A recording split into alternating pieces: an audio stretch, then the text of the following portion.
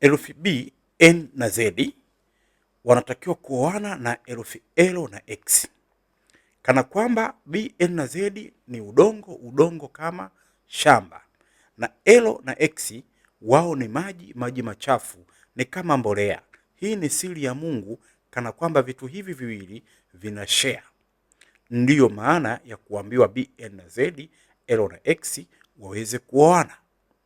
Sasa tukumbuke kitu kimoja, hata kama kuna mpangilio huo, lakini L na X hawana bahati nzuri kwenye ndoa, na ndoa zao zote zinakuwa na migogoro. Kwa hii itakuwa ndoa iliyokuwa na makelele na maugomvi. Sio kitu cha ajabu, ni siri tunakupatia ili wewe uweze kujifunza hivi vitu. Pia B, N na Z ni watu walikuwa wamejawa na kiburi na jeuri. Kwa hiyo kiburi na jeuri na hawa ambao L na X hawana bahati nzuri, ndoa inakuwa na makelele na maugomvi, lakini iko namna ya kuilinda hiyo ndoa. Sawa, huu ni mpangilio wa Mungu. Una maswali mengi, ni cheki katika 0765559042.